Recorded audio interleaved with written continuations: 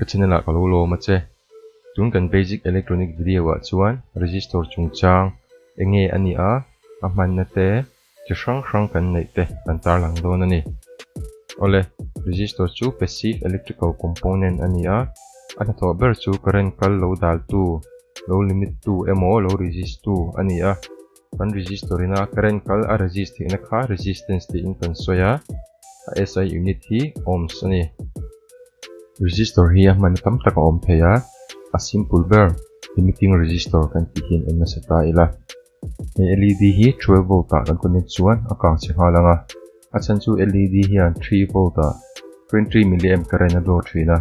12 volt ta kan connect chuan 23 mA sang current kal thea wangin akang chi hal don ani resistor hi kan LED ne na series a kan connect khan kan resistor in kan voltage mamolo ho zong kha a drop anga ti chuan kan current kha kan du na a limit do ani tianga resistor kan man chu limiting resistor kan tia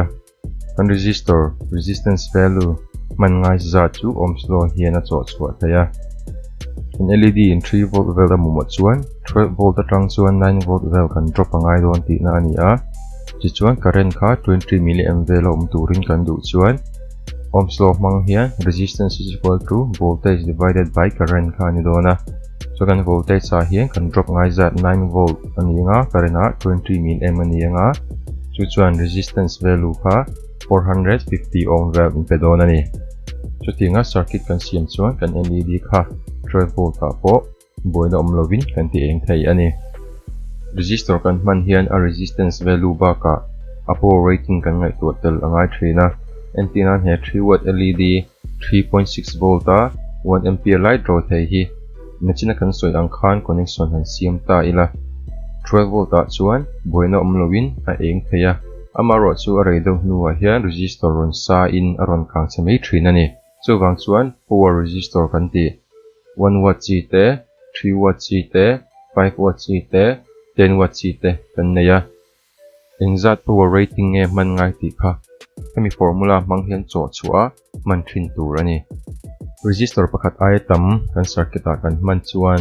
a connection hi chi hina siam thaya chungta chu parallel connection kan ti le series connection kan ti te ani parallel a kan connect chuan kami formula mang hian a total resistance a zon thaya tin kan supply tanga kan current nei kha resistor tina a in sem dara wangin current divider ti pon kan soi thin ani resistor resistance nei claima current akal tamanga resistance sanga current akal claim don ani series a connection kan siam ve thung chuan total resistance kha hemi formula mang hian zon turania tin resistor tina current kal kha ain ang vek tonga chuan kan resistor khan voltage ran chau a drop anga chuwang chuan voltage divider po kan ti thina hian resistor pahnih series a kan connect hian kan resistor value zir khan output voltage ran kan nei theya hemi formula mang hian a output zat tu chu kan chok thei ni atiang voltage divider hi kan Arduino atanga 5 volt kha module danga 3 volt te nan te kan mang thina amaro chu power supply constant power supply ang kha chuan a man thei lo ni resistor kan man le na thin chu pull up le pull down resistor kan ti hi ani a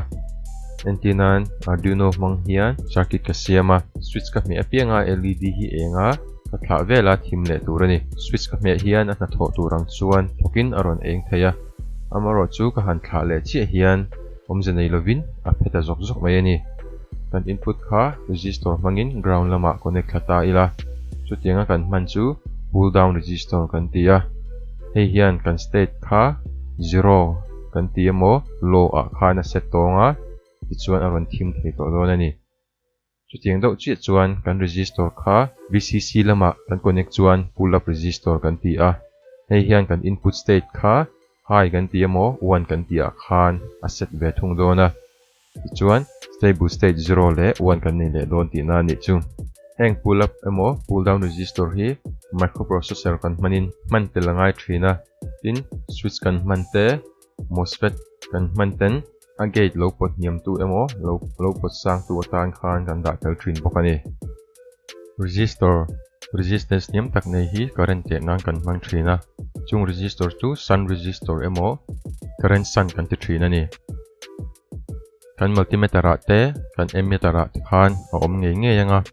tin heng hi constant current source siam nan te constant current loss siam nan te kan mang tangkai bok thin ani resistor hi chi hnia then ran thaya linear resistor kan ti le non linear resistor kan ti te khani linear resistor kha chi hnia kan then rang le a fixed resistor kan ti le variable resistor te ni le a fixed resistor kan ti chuan resistor a resistance value ti danglam thei lo ho kha ani a asiam nana until mana zir kha rang rang in an then rang le a kan hmu tam le kan man tam ber chu carbon film resistor ho hi ani variable resistor kan ti chuan kan resistor a resistance value kan ti danglam thei ho kha ani a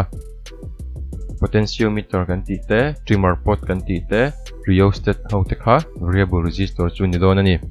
ti chuan non-linear resistor kan ti chu temperature amo light amo voltage kan pek azira a resistance danglam thei ho kha ni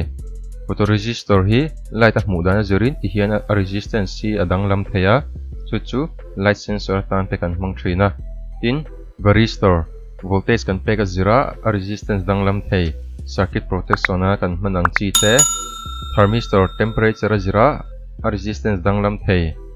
temperature te nana kan hmanang chi te strain gauge hill ri zong te nana kan hmanang chi te kha non-linear resistor te chu an ni ole resistor chu ti khan chrang rangin a hman thaya tuna kan soi ho kha DC a kan hman dan tur chu ni a AC a kan hman hian enting e om don tlem te in en ta ila 50 Hz AC a resistor kan hman chuan phase shift ti vel kha anei lo awangin DC a kan hman ang chi kha na hman thaya amaro chu kan AC frequency kan ti san khan kan resistor a current kal kha atam tial te lani he hi a chan chu kan resistor an siam dan awang khan parasitic inductance kan ti le parasitic capacitance kha o om tela capacitor reactance atlak ni ma wang khan total impedance kha atla hiam ve a chu wang chuan current kha akal tam mai ani atiang parasitic effect kan ti hi om lo wa ideal coil resistance om lo na kan nei lova chu tiang bokin ideal capacitor resistance om lo wa tin kan transistor te kan diode te connection siam na kan hrui man thleng khan resistance tlem tal a om ji a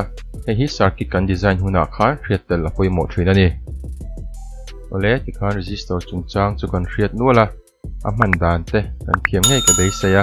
video hi ilo hlok pui ani chuan lo like ka milo share sak tur khan som chia tin ilo la subscribe lo ni chuan milo subscribe ve ngei don nia